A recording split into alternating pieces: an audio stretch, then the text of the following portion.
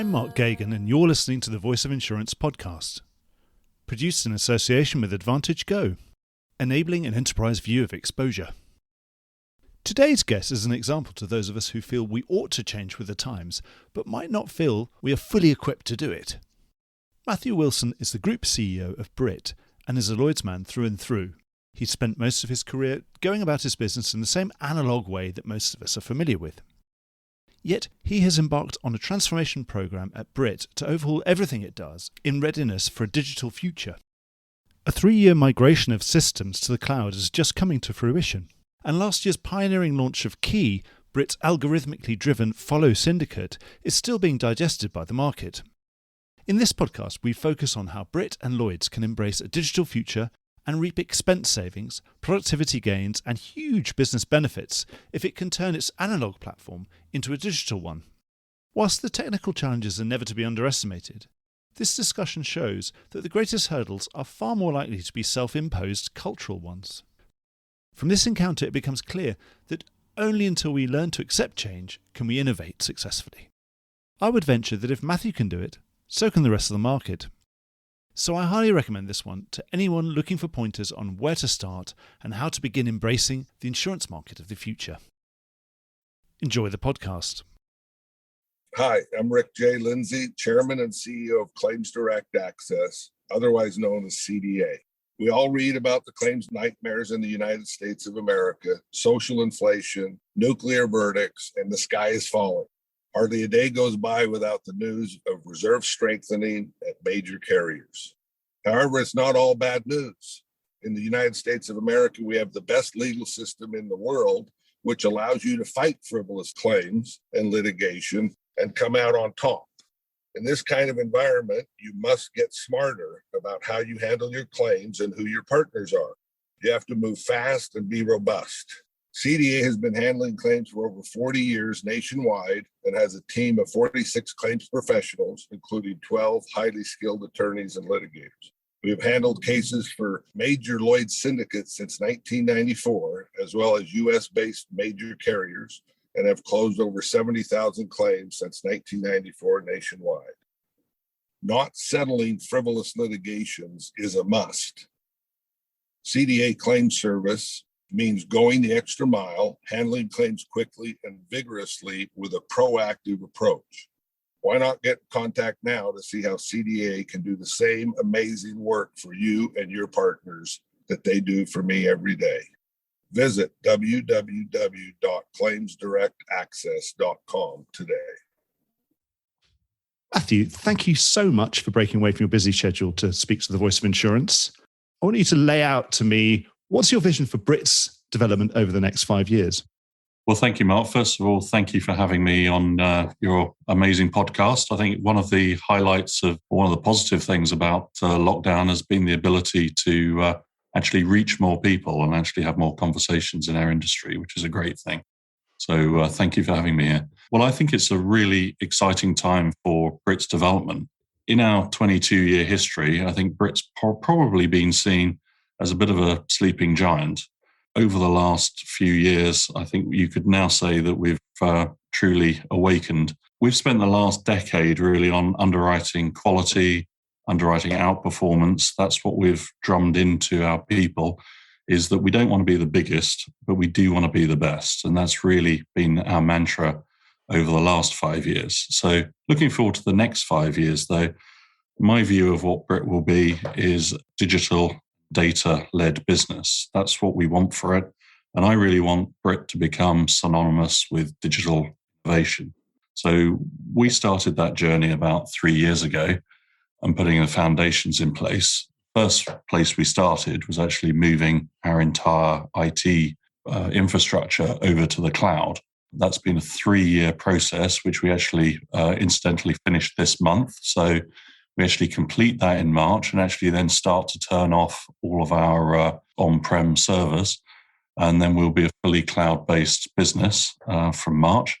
Then really it was about innovation and innovative thinking, which is an incredibly difficult thing to get into an organization. So I can sort of come in one day and ask everyone to be innovative, but you'll realize that just because you want it so doesn't make it so. So what we really did was start a process of education around innovation, starting with our board and our executive. We actually took nearly 200 people through an innovation course and a creative thinking course to actually sort of just set the ground rules and to get everyone talking the same language, if you like. So it was about getting people comfortable with change. I knew that obviously our industry was going through huge change. I wanted Brit to be at the forefront of that change. And therefore, we needed to sort of get our people to a place where they were comfortable with it. Obviously, you've had a very long career during, the more traditional time during which Brit was founded, where, perhaps the innovation was in capital structures and that kind of thing, but not in the actual underwriting itself, where the underwriting had been done continued to be done in exactly the same way it had been done since Cuthbert Heath's day. So what was your own personal journey of that? It has to start with you deciding that we need to change the way that Brit is organized because it's not innovative enough. Well, certainly it started with effectively my own education, if you like, in terms of we actually had away days. We had Fair Ventures, which is Fairfax's innovation lab, come and talk to our exec. It was really about learning the language of innovation. And I suppose the journey started was that in my day, I was a property underwriter. You sort of see algorithmic trading in other industries. And I always believed that there was nothing that couldn't be done today by an algorithm better than our underwriting had been, or my underwriting had been in the past. Now, people might not say that's a surprise, but that's really where I started, was that you see it in other industries. This is something that's been around for 2 decades elsewhere. I really thought, I suppose to a certain extent, it's led by fear that someone else in our industry would bring in a major tech partner and build something that was going to revolutionize or disrupt our industry. And I thought, well, why can't that be Brit, basically? To be fair, fear and greed are the two main motivators behind nearly everything that everybody does. So it's interesting you mentioned about Fairfax, obviously the newer ownership of Brit. Obviously, it's been through different ownerships. So was it really, could you attribute it to Fairfax? Is that the point where you think, goodness, it's being a Fairfax company that has really made me think about this? Well, I think obviously prior to Fairfax, we were owned by PE. That clearly drums into you the financial rigor. I would like to say that we've sort of taken the best of that model and kept the financial rigor around how we operate the business. But what Fairfax allows, they look over the long term in terms of returns. Clearly, they want quarterly, clearly look to the quarter as well. But Prem Watsa, the president and founder of Fairfax, talks a lot about building value over the long term. So actually it allowed us to start to think slightly differently. We wouldn't have been able to do our cloud migration over a 3-year period. We wouldn't have been able to have invested in a brand new business like Key.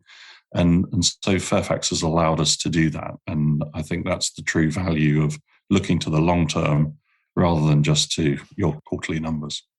Yes, so certainly as journalists, we find it harder to scrutinise your quarterly numbers in the way that we would have done when you were on the London Stock Exchange, Matthew. Well, they wouldn't have been quarterly, but every half. Yeah. So digital, wholly digital, is that really that is the Brit of the future? So how do your underwriters feel about this? Do they feel that they're going to be turned into algorithms, or is this always going to create more work for them in one way or another? No, I mean, the way I look upon it is I don't have a duty of care to the thousands of underwriters in Lloyd's. I have a duty of care to the 250 underwriters that we have within Brit. And my belief is that clearly you are going to need, you need human intellect to program algorithms, and the best of both worlds. And the mantra that is in digital lexicon is about the best of tech with human. And I think that's absolutely what I want to see. We're never going to replace our underwriters with algorithms. We're very clear with that with all of our underwriters, not just because it suits the narrative, but because it's the truth. I think that by making Brit as digital as possible and making ourselves as efficient as possible, will actually make Brit more attractive as a place for people to want to work, and it will make us more competitive in the global industry. The real driver behind this was that if you look at Lloyd's expense ratio, it's 40%. And no other industry works with those sort of margins. And the first CEO I ever worked for, which was David Coleridge, I remember him standing up in a town hall and saying the expense ratio is 40% in Lloyd's and it is unsustainable. Well, here we are 33 years later, and it's still 40%.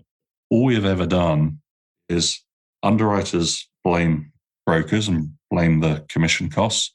We all look to Lloyd's and blame Lloyd's for Lloyd's costs. Well, I took the view that blaming everyone else has not made any difference for 33 years. Why don't we actually look at ourselves and look at the expense ratio that we have? And if we can build a model that is significantly cheaper, the model we currently have today, then clearly we will be more competitive. I mean, the global insurance industry is running at around 30, and many of our peers will be lower than that at 25.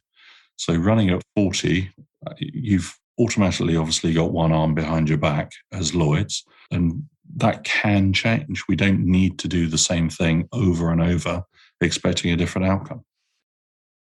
In every other industry, people target market share as a measure of success. But for very sound reasons, in insurance, talk of market share is a no-no.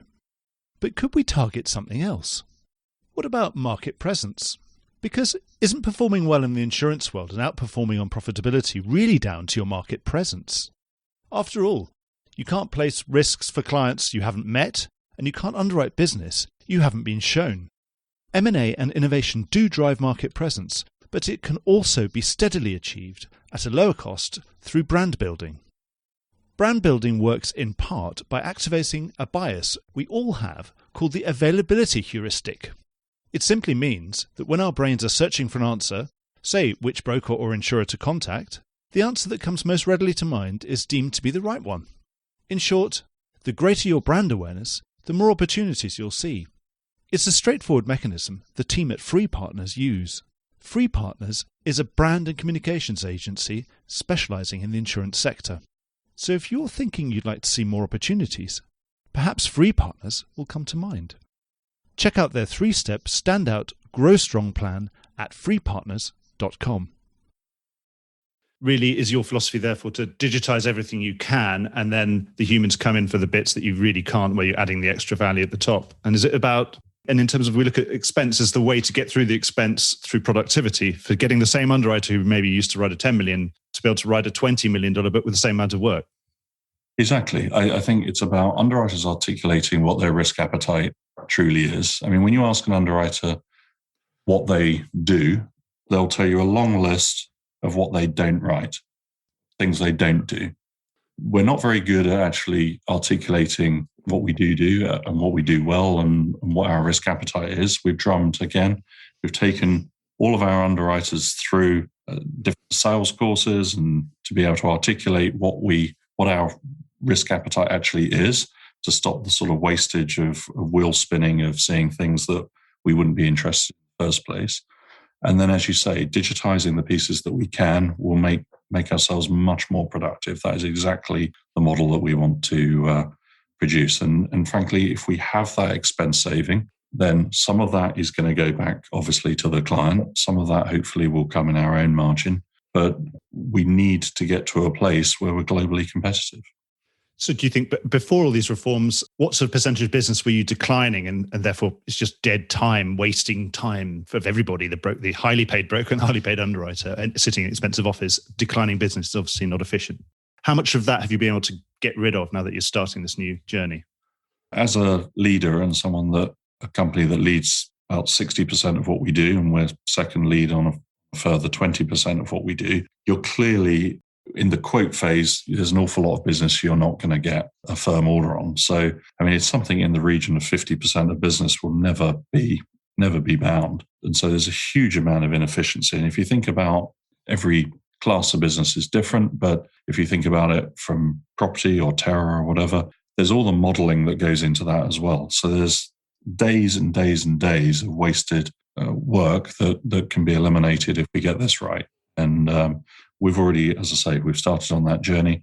We've eliminated a fair proportion of it by articulating a clearer appetite, but the further digitization of the main business will assist on that. And we've only just begun that journey as well. So we're not anywhere close to a fully digital Brit. I don't want to give people that impression that we're weeks away. We're years away from that. But So it's Key, which you've launched a great fanfare and certainly great success from, a media perspective, it's made a huge amount of, publicity. And I, in my interviews with all of your peers, I mentioned Key. So hopefully you'll be pleased with that, because that's become the reference point that I'm saying, look, there's Key. What are you doing? What do you think of it? Would you want to do something similar? And most of them say yes, by the way. So is Key there? You've got your 60 that you lead, 60 that your second lead. Is Key for the other 20, where you'll just follow capacity? So we have very stretched targets for Key. I genuinely think if you look at the amount of follow business in Lloyd's, it's got to be 25 billion plus of business in the follow model. And so, I mean, the way we look upon that, why can we not have a 10% share of all follow business in the Lloyd's market? So it doesn't just have to be restricted to the 20% that Brit writes today as follow, because we're following other syndicates, which we're calling nominated leads in the market. There's no reason it can't be much bigger than that. So Key was the third largest tech startup in the UK in 2020. So in terms of the scale of the ambition, it's huge. We obviously worked with world-class partners to build it. If we were going to do it, again, we wanted it to be of quality. And I genuinely believe that you couldn't do that within Brit, if you like. If you try and do that within your existing infrastructure, you're always going to struggle to an extent to get the traction in that, because there's too many competing priorities. So we try to leave the existing business alone to do its thing and effectively create it from the ground up. Our mantra for Key is risk simplified. So we had to suspend, if you like, a lot of the tendencies or urges of an underwriter to try and overcomplicate everything and try and make it an experience that was unlike anything else that they see in Lloyd's. I mean, from a staff survey that we did, I think it's probably 4 or 5 years ago now, one of our young underwriting assistants said they have a digital home life and an analog work life. And that really resonated with me in terms of clearly, the rise of social media, online shopping, everything you do at home, your fridge can talk to you. Order food, etc. You can turn your lights on from your phone, and then you get into Lloyd's, and then it's suddenly a very different world. And so building Key, it was like really going back to square one of saying, okay, how would you want to build this? Because, again, everyone says on the digital journey, if you were going to get there, you wouldn't start from here. And so we sort of pretended we didn't have Brit. How would you want to build it from the ground up? And that's what we set about doing. But it was about getting world-class partners to help us do that. Clearly, we weren't arrogant enough to think that we had the brain trust that was going to be able to do that on our own. So taking people like UCL, who literally are the world's preeminent builder of algorithms for financial trading, getting Google Cloud on board. From their perspective, it was fantastic. A lot of people and commentators have said, well, all Brit have done is build a bit of tech and stick it on Google's cloud. That wasn't the case at all.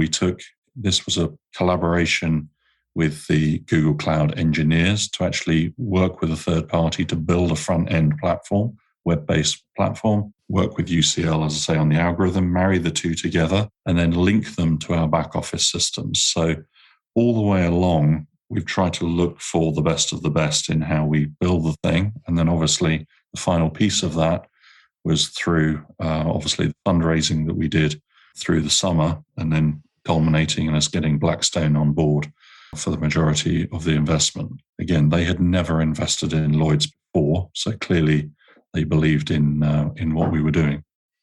How's it going? How's production, and how is it for the brokers in terms of, is this all sort of automatic? The submissions, how are they able to do them? So firstly, the feedback has been phenomenal. We genuinely didn't know how feedback was going to go. We thought we had something that was quite special, but at the end of the day, where the rubber hits the road is clearly the main point you're going to find out. So literally in January, I didn't know whether we were going to buy in 5 million or 50 million.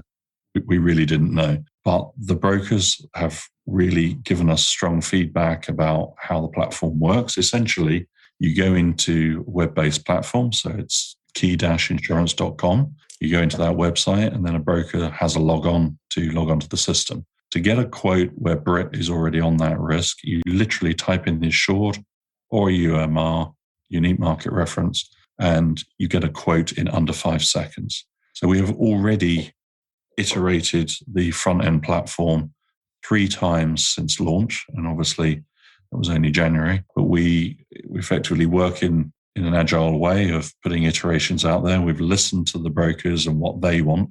So version 2, which is launched in early May, will again allow them to re-quote different layers and structures and things like that in record time as well. But the moment when we launched it, it was a 50-second turnaround time for a follow risk, now under 5 seconds. In fact, I demoed it to the Council of Lloyds the other day, and they actually came back with an answer in less than a second. And what it's doing in that time is it's actually going and doing know your client checks and all the compliance checks from different systems. It's going off to our back office systems to get the data, 10 years of history of each risk, and assimilating that. It's sending it off to the algorithm to work out what line size key is going to write. It returns the answer and sends an email to the broker with the quote, with all the subjectivities, all within the space of a second. It is quite a change to the current process that goes on in Lloyds. Then can they build some sort of API so they can have keys sitting there almost automatically so you already know what key is going to be doing? Yeah, and that's actually exactly the next phase of development, is that we're already working on integration with 2 brokers right now, the first of which will launch in April. And we don't want key to be thought of as the market of last choice. We want it to be thought of as the market of first choice. So essentially, once you have the leaders line down, it's so simple to get a line from key. The argument would be, why not? So we want to get to that point where, and essentially the front-end platform almost becomes redundant at some stage, because you have the API from the broker platform. So as they're keying in a new risk or a renewal in their own system, sends the data to key, and it returns the answer straight to them. And we are literally only a month away from having that with one of our major broker partners.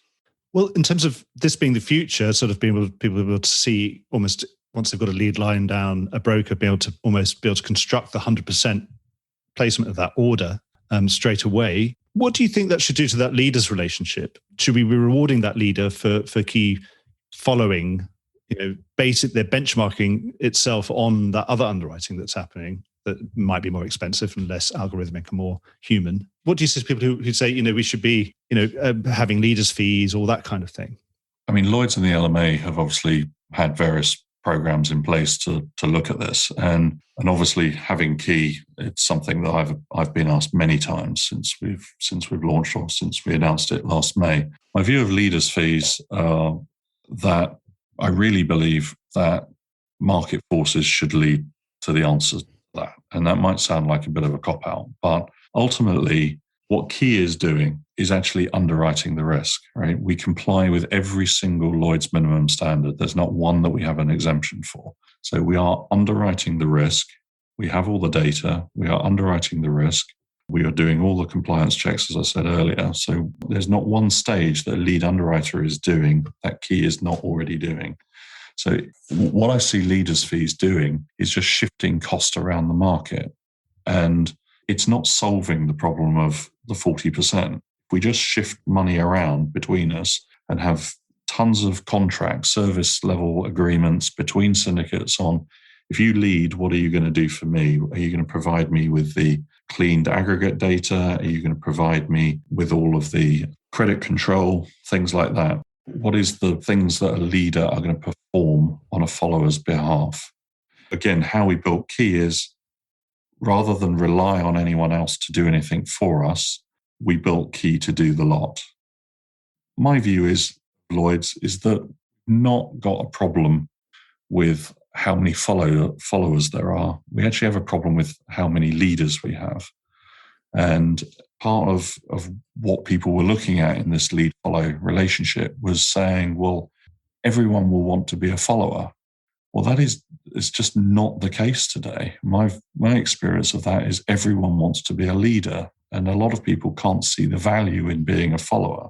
Well, because we've built a model that I hope people can see value in, I don't see why, just having built a better mousetrap, that we should attract other people's costs. And so that's how I think about it. But I would also say, because people say, well, yeah, of course, you've got a vested interest because of Key. Well, actually, Key currently is obviously a startup and has a small amount of premium. Brit, as the main syndicate and a leader, has 2.7 billion of premium, where we're leading 60% of that business. Brit would be a massive net benefactor of leaders' fees if they were introduced. But I just don't believe that that is the right answer for our market. Is it because it removes the incentive to reform your own cost base? Exactly. With Key, how long do you think we could see the real futuristic vision of an algorithmic underwriter that leads and quotes its own business? Personally, I think we're 5 to 10 years away from that. I do think that sort of algorithmic trading as a general concept in Lloyd's will sort of be omnipresent in 5 years. But actually taking it to that next level of leading is an enormous challenge. I mean, an algorithm can't currently can't read the contract. Obviously, we're moving to things like the IMRC, so the first stages of having digital contracts. But we're not there yet, and we're going to be several years away from that in my mind, where, I mean, we might only be a year away from having a IMRC, but actually the ability to interpret that through an algorithm, I think is some way off. So I'm not overly optimistic we'll have leading algorithmic syndicates anytime soon. And just for lay people, IMRC? It's the market reform contract in digital format is the best way to describe it. Good, I'll have to look up what the words are. I'll put it in the notes. Actually, well, let's talk about Blueprint 2, actually, at Lloyd's. Obviously, you're a very big part of Lloyd's reforming itself without any help from the centre. And you've already used the phrase, actually, rubber hitting the road. That was John Neal's catchphrase that he coined here on the Voice of Insurance in the last year. And how's it going, do you think? Obviously, we had Blueprint 1 and, well, all the Future at Lloyd's document was a big smorgasbord, a fantastic sort of great menu of lots of things we could do. And then Blueprint 2 is really, here are the three things, or here are a small number of things that we've definitely chosen, we're definitely going to do, and we're going to implement them. So do you think enough rubber's hitting the road fast enough at the moment? Firstly, I would compliment Lloyd's on what they're trying to do and what the ambition is. I mean, as you've put it, Blueprint 1 was just enormously ambitious and was painting the vision, I think, for everybody of what could happen in the future. But Blueprint 2 clearly more universally welcomed, if you like, in terms of its simplicity, and it was more grounded vision. And so from that perspective, much more achievable. But it's still a project on a scale that the Lloyd's market has never had to go through before or never embarked upon. So I know we all want instant gratification, and me more than anyone, but I do think we need some patience here. I think there are numerous proper deliverables through 2021. And clearly, in terms of, I sit on the Technology and Transformation Committee of Lloyd's, so I see it firsthand, what is being delivered, when and how. All I would say is that the whole program feels very, very different to anything that Lloyd's has done before. There are very different skill sets of the people managing and operating it. The governance process is way more transparent than we would have seen in the past. They're working in an agile way. I mean, everything about it is right, but they have a lot of key dependencies, and it's an enormous project of work. I mean, I know how difficult it was delivering Key, if you like, just in splendid isolation, but they're trying to keep 90 plus syndicates happy, obviously numerous brokers happy, trying to do it not just on behalf of Lloyd's, but try and do it on behalf of the London market. There's so many people that they're trying to communicate with through this process. Frankly, I think they're doing a phenomenal job, but we're going to need patience. I mean, the way I think about this is people look at it in terms of the cost saving, and why wouldn't you, right? Everyone wants to know how much this is going to save me in back office costs, and they want to know the exact detail about how it's going to impact them. I really think that misses the point in terms of what this can do for our market. And if you look at 7 of the top 10 businesses by valuation globally are platform businesses. And in a way, on digital platform businesses. in a way, Lloyd's was one of the first ever platform businesses. If you think about it as a marketplace that was established 334 years ago, it was a platform. It's just, again, it's an analog platform rather than a digital one. And if we get this right and actually create fully digital Lloyd's, not only will it be the only digital insurance marketplace for complex risk, but I really think it creates significant value for all of the businesses operating in Lloyd's. So valuations of managing agencies in Lloyd's anywhere from, say, 1 times through to 2.5 times, whatever, 2.5 times book. Well, as a fully digital, capable managing agency, why wouldn't the multiple of that be aligned to other digital businesses? And so I think we're sort of missing costs. We look at cost clearly, and we then look at savings. And there's nothing wrong with that. That's clearly a good financial discipline. But I think it misses the main point about what it will do for the market as a whole, and then how we can transform the way of doing business. You've still got faith. It's just going to take a long time because it's incredibly complex.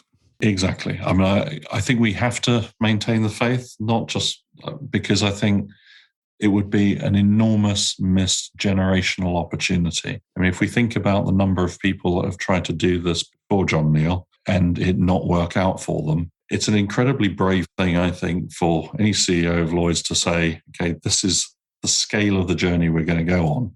And embark upon it. And I think it's incumbent on all of us, frankly, to get behind it, because it is absolutely worth it if we can get this right. And so I would, rather than throw rocks, actually get in amongst it and actually try and help them deliver it. And that's the attitude we had actually from Blueprint One. Nearly half of our exec were actually involved in the different work streams, actually helping Lloyd's.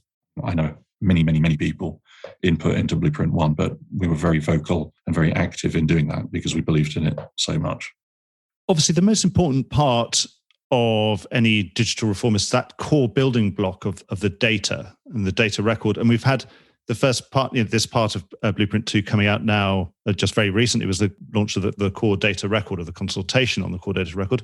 You think they've got that right? Because obviously, if you build on the wrong type of data, the wrong sort of digital sand, then your house falls down. But if you build on the digital rock, then you can build a skyscraper on it. Is this fundamental building block, do you think they've got that right?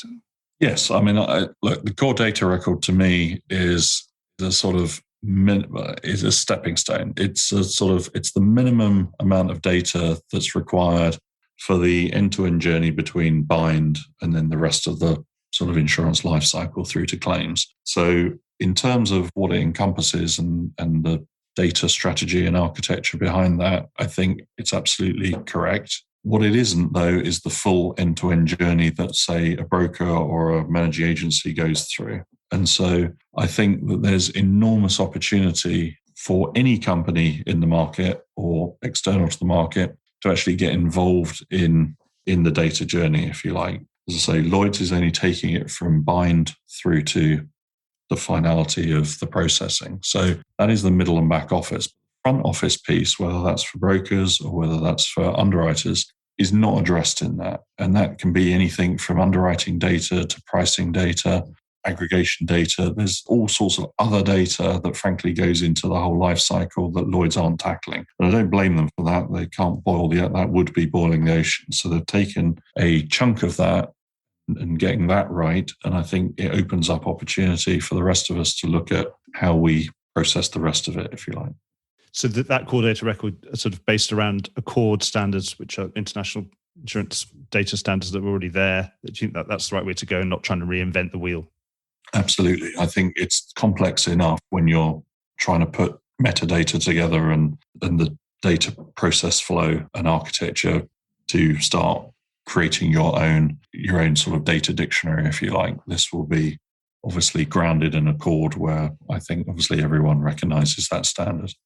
With Key, if it goes really, really well, you've got this, you're currently 60 lead, 20% second lead and 20% follow. Do you think at some point, if Key is doing so well, will you sort of ban manual following? Your human underwriters putting down manual lines on follow business and say, no, that should all be done by Key? It's a great question, and one that we have touched upon internally. I don't actually have an answer for you, and I'm not trying to be evasive. It's one that we're still thinking our way through. I don't necessarily see why we would stop following in the main syndicate. I think that the way we're currently thinking about it is that they're independent and that they should do independent things, and that there's no reason that Brit shouldn't follow as well.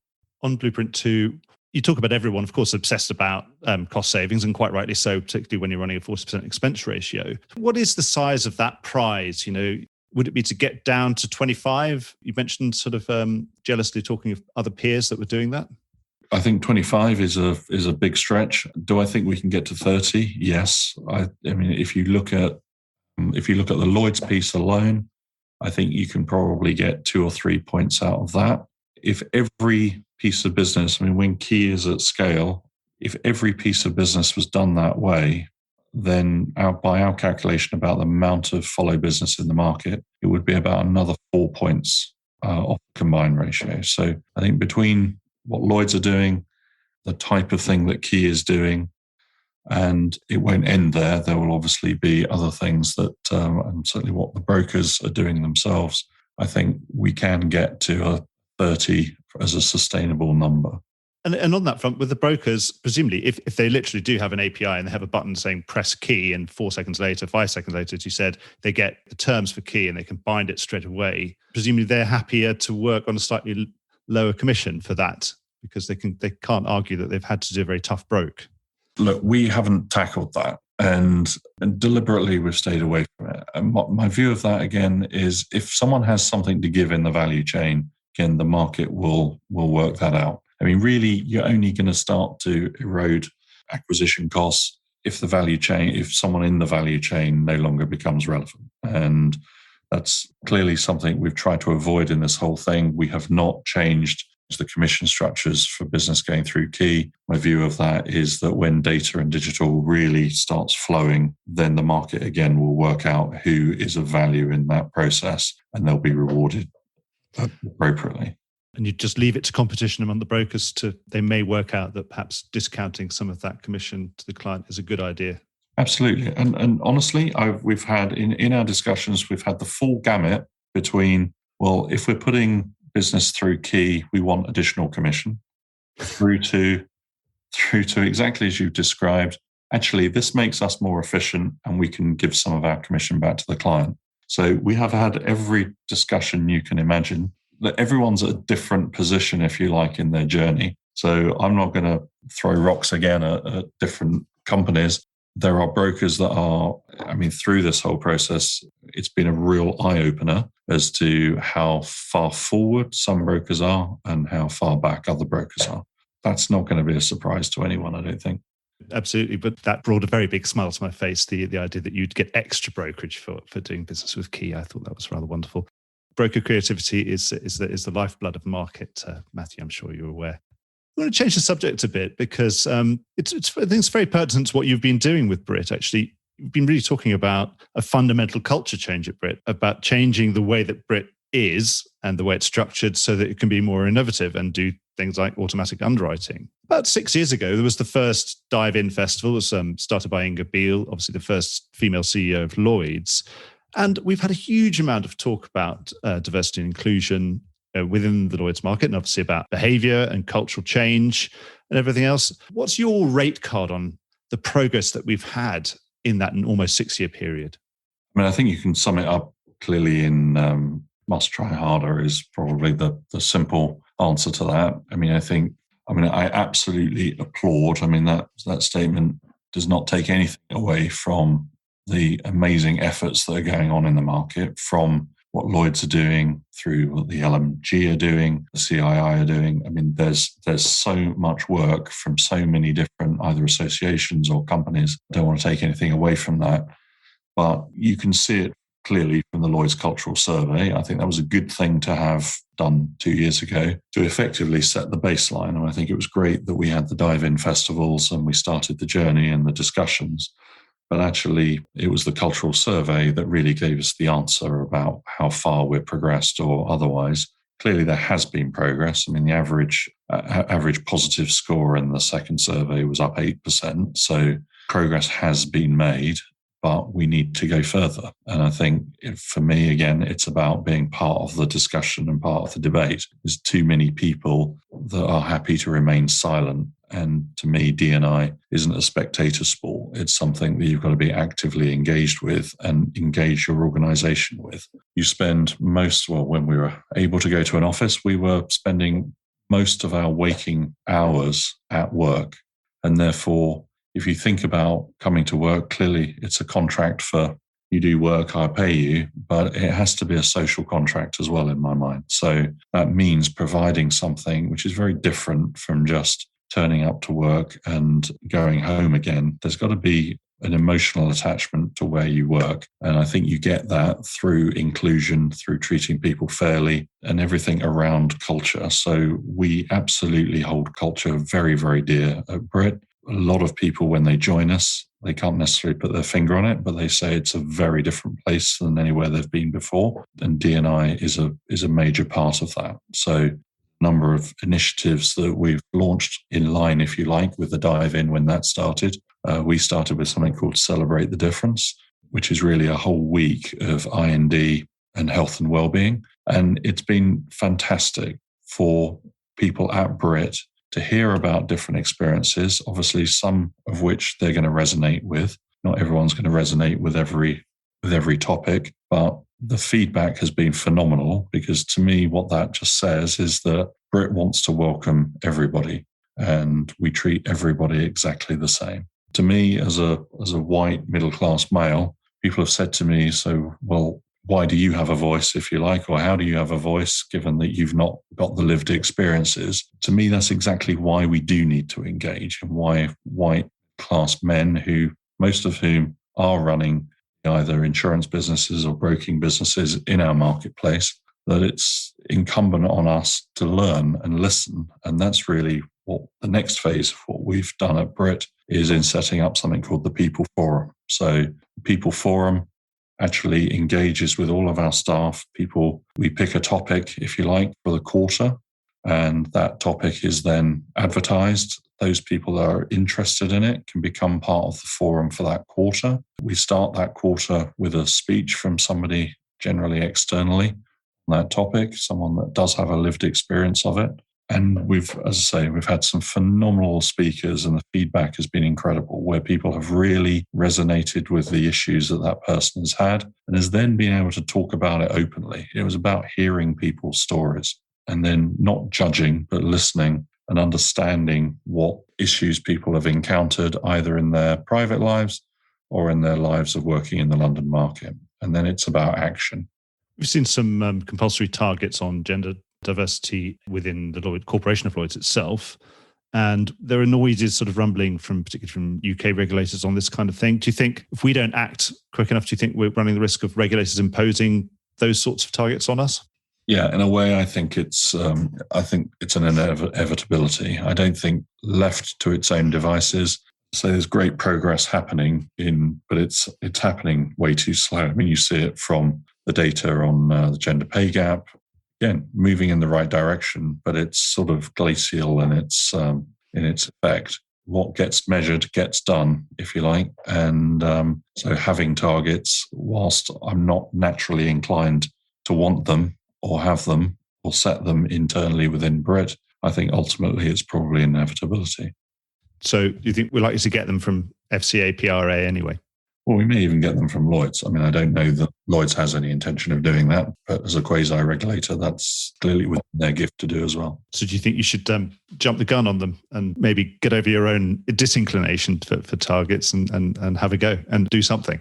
Well, what I'd like to think is that we're doing enough things differently that we'll get there without the targets. I mean, we have no one telling us, if you like, at the moment, what we should and shouldn't be doing. And we're doing a huge amount of activity. And I think we are trying to fish ponds, if you like, in terms of recruitment. We are already doing CVs that are blind, if you like, in terms of taking the names off of CVs. And so we're trying to implement different policies in the company that will lead to that diversity. But I suppose the main point is that diversity without the inclusion piece, right, is very short-lived. I mean, we've actually seen some movement on diversity, and then you see people again leaving the London market because they didn't feel included.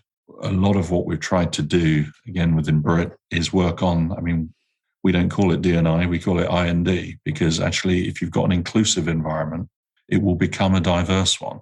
But if you start with diversity and you're not inclusive, it will rapidly unravel. Well, good luck with getting there, because it doesn't really matter how we get there. It's just get there your way or another way. It doesn't really matter. But Matthew, I really thank you so much for lifting the bonnet and lifting the hood on all your thinking here, which is really, really interesting. It is very progressive, and it's not a standard way of thinking about things. So I wish you all success with all these endeavors that you've got running concurrently at Brit, and good luck in this harder market. Thank you. Well, it's been a pleasure, and I very much enjoyed it. So thank you for having me on. Thanks so much, Matthew. Well, I hope you enjoyed today's episode. If you did, don't forget to subscribe or leave a like or a review or recommendation on whatever podcast platform you used to access this program. These really help get the word out.